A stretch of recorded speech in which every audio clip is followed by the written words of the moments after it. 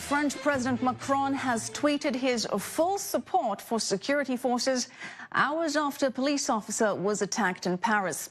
The attacker used a hammer to wound an officer as he yelled, "This is for Syria." Now, he was quickly shot and arrested. No one else was harmed in that attack. The incident comes ahead of tomorrow's national meeting on combating terrorism.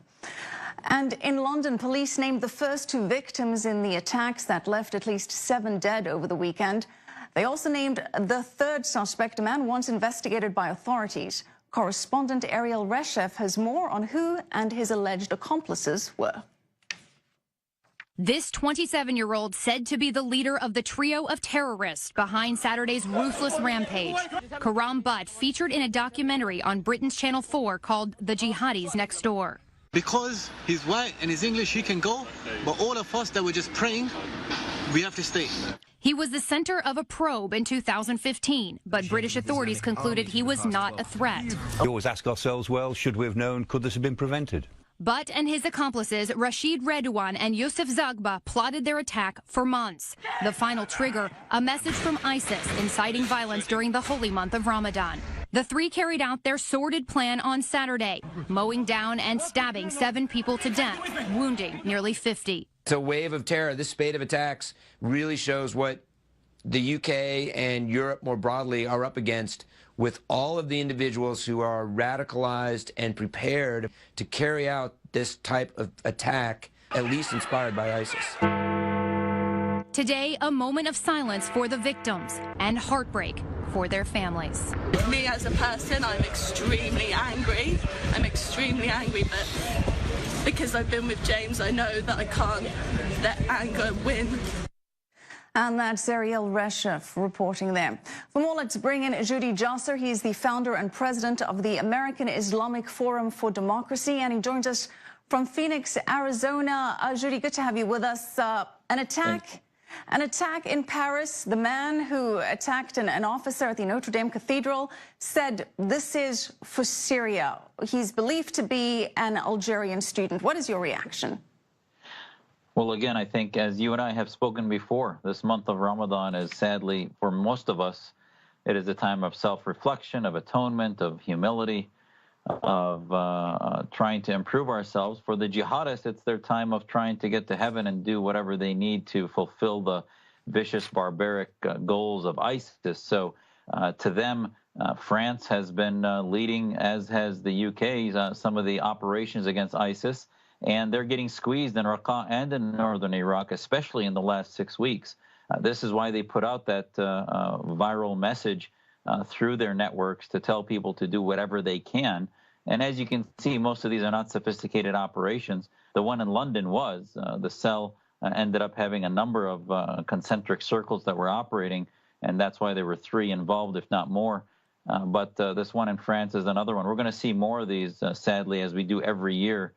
In this middle of Ramadan. Now, Judy, as you mentioned, a quest for jihad during Ramadan. Help us understand that the way that the Quran is interpreted, at least by extremists. If a martyr is one killed during jihad, is he then entitled to special status on Judgment Day? That is correct, right? There were many, mostly hadith. There are some descriptions in the Quran, which is, we believe, the revealed word of God, of battles in which God tells Muslims that since no other option is available, you may defend yourself in battle, and ultimately death in battle. Now, martyrdom is not something you decide of yourself. Martyrdom is something that happens to happen to you in a legitimate war. But that's I'm trying to rationalize. There's no way to rationalize suicidal, radical behavior of people who attack militants and people who attack civilians and who are militant. So they see themselves as God. They see themselves as any decisions they make being decisions from God. And thus they have guaranteed themselves a vision of paradise, which I think they're going to find out to be false. And I believe that we have to have a jihad against jihad. We Muslims in our reform movement have said that violent jihad needs to end, and we need to recognize that the only honorable war is that which we fight with our nation states of Britain, America, and the Islamic State concept, not only ISIS, but the only way to end jihad is to end the concept of the Islamic State.